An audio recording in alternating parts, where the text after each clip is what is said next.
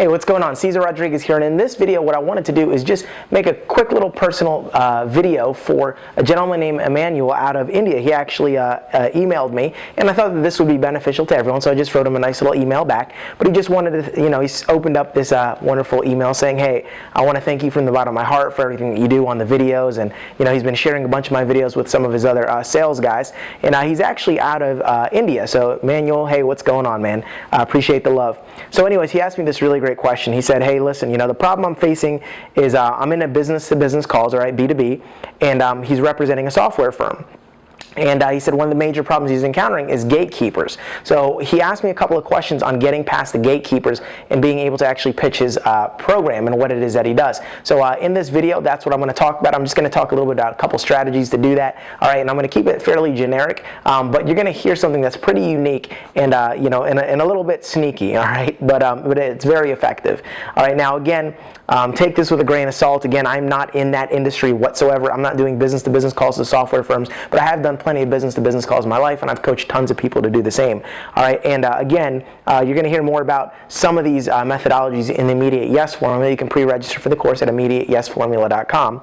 But he's asking for some suggestions. He said, what should I do to respond when the receptionist or the gatekeeper shoots a question like, hey, what is the call regarding? And when I respond by saying, could you tell me the right person to speak to regarding IT services, they disconnect the call by saying, we don't have any IT department. Or moreover, he also mentions that he doesn't have the names of the people that are in those departments. So he can't really open up his phone call with the pitch of, hey, listen, I'm here to talk to Jim, the guy that runs the IT department, because it's not really that public. And he said he's targeting Singapore solar companies. So here's a couple of tips for you, Emmanuel, and anyone that's in business-to-business services. Number one, the first and most important thing you have to do is you have to now sound like a salesperson. So the second thing that you need to do is you need to go ahead and get through that person, and a referral is always so much stronger than a cold call. So how do you get a referral from a cold call? Well, simple. Now, this might take a little bit of research, but you might not be able to find who actually runs the IT department, but you could probably find out who owns the company, who's the CEO, or who's the owner.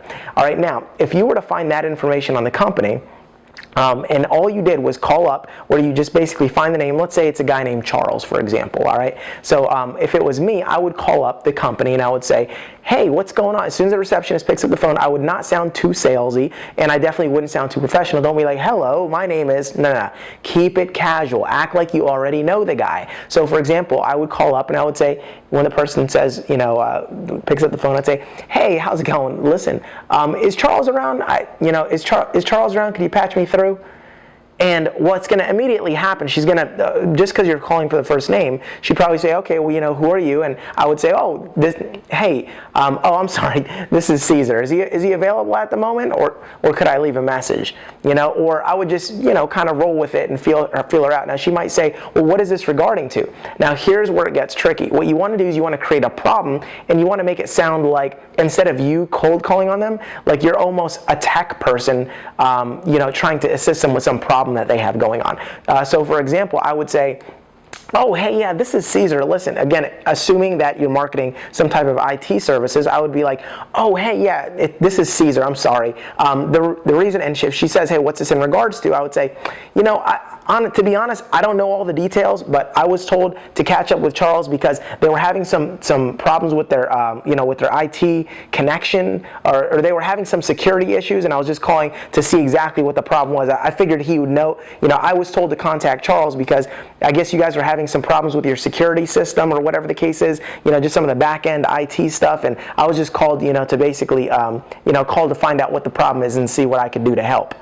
Now immediately, she's thinking, oh, are there some problems going on? Is it security issues or whatever? Now she's going to be like, oh, okay, and it sounds almost like Charles is reaching you. Now, how far in the thick you want to go with this is really up to you, but the most important thing is don't dig a ditch so deep that you can't crawl your way out of it, and justify and make the connection to your actual pitch. So for example, I might say, hey, yeah, this is Cesar. I don't know, I was told to catch up with Charles. I think he would probably know about it. Apparently I heard that you guys are having some security issues, and I'm just here to see if I couldn't service the problem, or handle it, or just see what the issue is. Now, she would probably patch you through based on that. Now, when you get to that person, it might not be the CEO, it might be the assistant, but what you want to do then, again, they're thinking, okay, there's some type of problem, especially if she said, hold on for a minute and asked about it. They're going to be befuddled, like, what security issues, what problem? So this is where you got to get really good. This is where, your salesman comes in, salesmanship really comes in. So you would then need to say something along the lines of, hey, listen, this is Cesar. I was actually told to give you guys a call. Are you currently having an issue with your security system or whatever? No? Okay, well, listen, I was talking to my boss, all right, and I was actually just told to call you guys just to make sure everything's okay, because I happen to work, with a, I guess, and this is, again, get creative, create your story. I'm not going to tell you how to, kind of BS your way through this a little bit, but I would definitely come in with an angle, like something along the lines of, hey, yeah, listen, we've actually been doing some, I was told to give you a call because the company that you're using or some of the, technology that you're using is a little bit outdated, and it's, been having a few fail-safes and it's been having some issues. So I was actually told to basically catch up with everyone that's using that technology to handle the 503-42321 problem or whatever that it is, or some of the, concerns that people that were actually using that technology were actually running across. So again, would that be you that I would talk to, or would that be someone that's in your tech department? Now, they're usually going to go, well, that would be someone in the tech department. Okay, great. Well, I guess you could just patch me through and I'll just let them know that, you sent me down. Who's the head person that runs that department? And then at that point, whoever it is, your goal is to find out who the real decision maker is. If you're taking a stab in the dark and saying, hey, look, who's the head of the IT department, and they don't even have an IT department, you're immediately shut down, all right? So what you want to find out, say, look, who would I talk to about this issue or some of the security concerns that you're actually having? Now, the minute they give you that name of that person, especially if you're talking to like the CEO, it's good to try and confuse them a little bit, because if you can kind of confuse them, if they're not the person that deals with that, they're going to go, this is out of my jurisdiction. You want to talk to Charlie, or you want to talk to John, who, is over our business management division and all the internet tech stuff, or, oh, we do this, whatever. Now, from that point, you can then turn right around and say, okay, sounds good, well, I'll catch up with them. Now you can find out who that direct person is, and you can say, great, can you patch me through? Now when you're talking to that person, you can say, hey, what's going on? This is Cesar. I was just talking to Charles, the CEO, and he mentioned to give you a call because to kind of ask a couple of questions about some of the stuff that you guys are using. I heard some of the security issues with that service or that program were a little weak, or, if you're selling something and say, look, I'm not sure what technology platforms that you're using or what your technology team is actually doing, but I actually work with a company that has, that basically specifically specializes in that, and a lot of companies are outsourcing that now to us so that we can actually handle it because of a lot of the risk that you guys have, or a lot of the money that you guys have, or a lot of the extended budget that you guys are using, or just, again, I don't know your pitch, I don't know what it is that you actually market, all right, but that's the whole style and the approach. Get through the gatekeeper and go to the top, because once you go to the top, it's so much easier to dwindle down and go to someone towards the middle range, all right, versus calling that person right there. So again, if you call up the next phone call, hey, Charles, your CEO, aka your boss, told me to give you a call regarding blank issue. Now all of a sudden he's listening. All right, so again, the most important thing is to know your pitch, to know your competition. If you know what services they're using, you can say something like, hey, listen, yeah, we actually have a marketing team, or we actually have a service tech team that has basically been calling behind the company that you're using, because a lot of them, we've been changing a lot of them over to our company because of some of the issues that, oh, have you not had any of those issues? Oh, okay, well, you haven't had them yet? All right, well, just to prevent any of that stuff from happening, you may want to go ahead and let me just tell you why, and then go into your product, service, and benefit. All right, so that's kind of the whole angle here that you're going at. All right.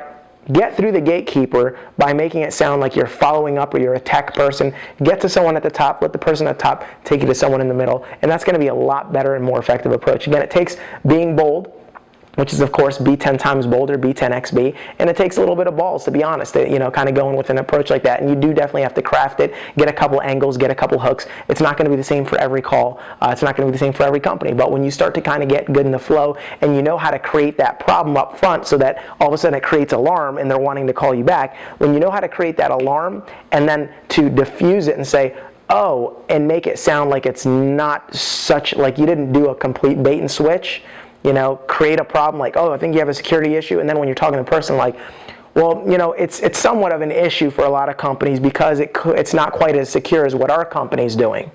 So Do they have a security issue? Questionable. Compared to what you're offering, totally. All right, so that's the idea, that's the concept. I hope that helps, Emmanuel. And again, if you guys ever have any questions for me, any of my friends, fans, or followers, by all means, shoot me an email. If I got a chance, maybe I'll hit you back, or maybe make a little video like this. So once again, I'm Cesar Rodriguez.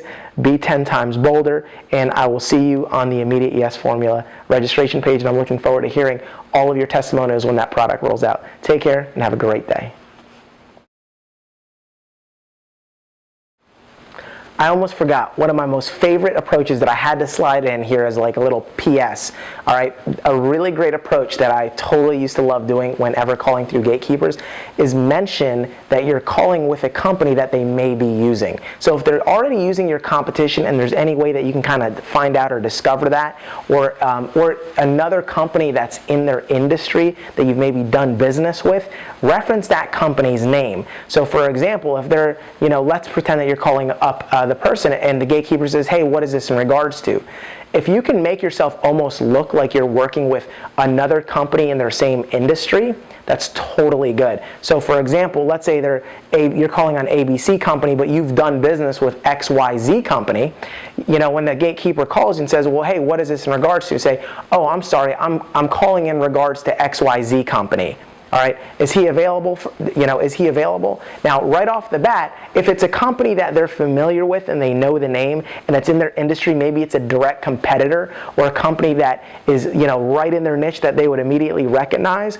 Now, all of a sudden, whoever's picking up the phone on the back end, they're assuming, all right, because of the way that you framed it, they're assuming that you work with another company that's their competitor. So obviously they're curious, hey, why would my direct competitor be calling me? Or why would this other company in my same niche? Or why would this company that's my supplier or my wholesaler or someone be calling? That's kind of weird. So what you can do, if you're calling on solar companies, I think that's what you said, mention another solar company that maybe you've done business with. Say, hey, look, I'm calling regarding XYZ company. Now all of a sudden they're going to go, oh, okay, sounds good. They're going to patch you through, and then what you can do is you can, of course, link it by saying, hey, listen, yeah, hey, Mr. CEO of ABC company, I'm calling in regards to XYZ company because our company and our firm has actually done business with them before, and based on the similarities between your companies, they found us to be a huge asset to them in the sense of benefit, what we are going to do for you. And we wanted to reach out to you because we're going to basically be working with them and 3 other clients. So, in your same niche or your same area or whatever. And we just kind of wanted to interview you to find out if you're our ideal candidate or not. Again, posture, not like, hey, do you guys want to deal with us or not? More so, hey, listen, we're interviewing you to see if we can go ahead and if we want to go ahead and do business with you. So again, little postscript, little extra bonus, little extra tidbit there, but that has always been very successful for me, whatever I did, all right? So one last time, Cesar Rodriguez, I'm out. Take care.